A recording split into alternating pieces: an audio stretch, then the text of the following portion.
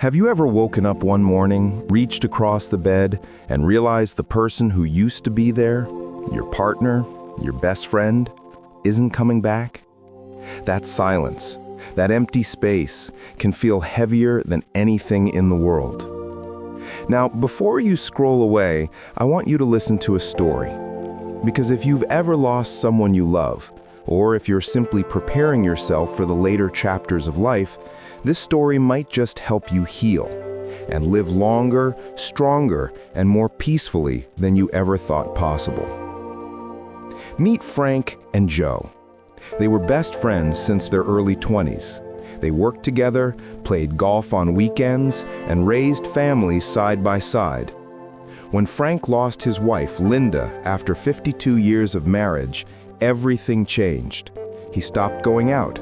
Meals didn't taste the same. His laughter disappeared. He told Joe one day, "It's like I'm fading, Joe, slowly." Joe understood, but he also knew something else. Frank didn't have to fade. He just needed to find his way back to life again. So today, I want to share with you the 6 crucial things every senior should do after losing a spouse. These are not just tips. They're life preservers, built on science, real stories, and hope. And here's a challenge for you. As you listen, pick one point that truly speaks to you and write its number in the comments below. I want to see which one hits home the most. Let's begin. 1. Let yourself grieve, but don't get stuck there. Grief is not a straight road. It's a storm that comes in waves. One day you feel calm, the next you're drowning again. And that's okay. Frank spent months avoiding Linda's favorite chair, afraid to sit there because it made him cry. But one day, Joe said, "Frank, crying doesn't mean you're weak. It means you loved deeply." Research shows that bottling up grief increases the risk of heart disease and depression. The healthiest seniors aren't those who avoid sadness, but those who allow themselves to feel, to cry, to talk, to remember. So if you've lost someone, talk about them. Share their stories. Write them letters. Visit the places that remind you of them. Healing doesn't mean forgetting. It means remembering with peace instead of pain. And if that resonates with you, write number 1 in the comments. 2. Rebuild your routine even when it feels pointless. After Linda's death, Frank stopped eating breakfast. He said it felt strange to cook for one. He lost weight, energy, and his sense of time. One day, Joe knocked on his door at 8 a.m. and said, "Come on, we're having breakfast. You're not done yet." That day changed everything. See, when you lose your life partner, your daily routine collapses. But the human brain craves structure. Routine gives us a reason to get out of bed. Experts say even simple habits, like walking at the same time every morning, eating meals at regular hours, or reading before bed, help regulate mood and sleep, reduce loneliness, and even improve immune function. Frank started small. He set an alarm, made oatmeal, took a short walk, and fed the neighborhood cat. Within weeks, his energy came back. The secret isn't doing something big. It's doing something consistently. If you believe rebuilding routines matters, drop a number 2 below. 3. Move your body, because stillness is the real enemy. You might think rest is what your body needs after loss, but movement is what your body craves. When the heart breaks, the body follows. Muscles weaken, joints stiffen, and energy drops. Studies from the Harvard School of Public Health found that seniors who walk at least 30 minutes a day reduce their risk of dementia, heart disease, and depression by up to 40%. Joe knew this well, so he told Frank, "You don't have to run marathons, just walk to the park." At first, Frank resisted. Then, slowly, he began walking 1 block, then 2, then around the park.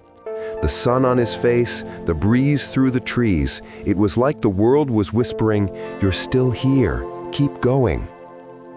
Light exercises like yoga, tai chi, or gentle swimming don't just strengthen the body, they also calm the mind. Movement releases endorphins, nature's own antidepressants. So if you've been sitting too long, promise yourself one thing: move today, even for 10 minutes. If you agree that movement keeps you alive, comment number 3 right now. 4. Feed your body like it still deserves to thrive. After a spouse passes, appetite often disappears. Many seniors fall into poor eating habits, skipping meals, relying on snacks, or forgetting to drink enough water. But here's something powerful. Nutrition can literally rebuild your emotional strength.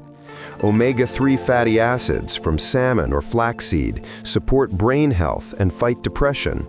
Leafy greens and berries protect memory, and lean proteins repair your muscles and immune your immunity. Joe, always the practical friend, began dropping off meals for Frank: colorful salads, homemade soup, grilled chicken. Within a month, Frank noticed something subtle but real. He had more focus, less fatigue, and fewer dark thoughts. Food isn't just fuel, it's information, telling your body, I'm still alive, I still matter. So next time you eat, make it colorful, make it mindful, and make it nourishing. And if you're ready to feed your body better, drop a number 4 in the comments. 5. Stay connected. Isolation is the silent killer. When Linda died, Frank told Joe, I don't want to be a burden. So he stopped going to church, declined phone calls, and turned off his phone at night. But loneliness, especially after loss, can be as dangerous as smoking or obesity. Studies show that chronic isolation increases the risk of dementia and heart failure by over 30%. Connection doesn't always mean social events or parties. It can be a morning chat with a neighbor, volunteering at a local shelter, or joining a community walking group. Frank eventually joined a widowers group at the library. At first, he sat quietly, but when another man shared how he lost his wife to cancer, Frank spoke up. For the first time in months, he felt understood. That single act of connection changed his path. Human beings are wired for belonging. When we isolate, we fade. When we connect, we heal. So if connection feels like something you need more of, type number 5 below. 6. Rediscover purpose, because life after loss can still be beautiful. The hardest part of losing a spouse isn't the loneliness, it's losing your why. Frank once said, for 50 years my purpose was to take care of Linda. Now that she's gone, who am I? Joe looked at him and said, you're still Frank, but now you get to choose a new purpose. And that's the secret. You can't replace what you've lost, but you can redefine what comes next. Some find meaning in mentoring young people. Others take up gardening, painting, or writing letters to their grandchildren. Some travel, explore new hobbies, or volunteer. Psychologists call this post-traumatic growth, the ability to transform pain into purpose. Seniors who find new meaning after loss tend to live longer, happier, and healthier lives. Frank began tutoring kids in reading at the community center. He said, I thought I was helping them, but really, they were helping me. You see, when you give your time, your wisdom, your heart, you come alive again. If you believe finding purpose is what truly keeps the spirit young, comment number 6 below. The quiet transformation. 6 months later, Frank and Joe sat together at the park. The same park where Frank once struggled just to walk a few steps. Frank looked out at the pond and said, you know, Joe, I still miss her every day. But now when I think of her, I don't feel broken. I feel grateful. Joe smiled and said, that's the sign of healing, my friend. You didn't lose your life. You found a new way to live it. And that's what healthy aging is really about. It's not about denying pain or pretending to be strong. It's about accepting life as it changes, honoring what you've lost, and choosing to keep moving forward. Because the truth is, longevity isn't just about years, it's about meaning. It's about waking up each morning and saying, I still have something beautiful to give. Your turn. So now let's bring it back to you. Which of these 6 steps do you need most right now? Is it learning to grieve, rebuilding your routine, moving more, eating better, connecting deeply, or rediscovering your purpose? Pick the number that speaks to you and type it in the comments. Remember, your story doesn't end when someone you love is gone. It changes shape. It softens. It teaches you what truly matters.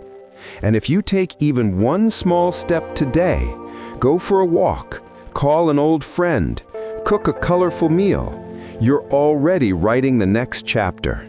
A chapter filled with strength, with gratitude, with life. So if you found hope in Frank's story, or if you know someone who needs this message, share this with them.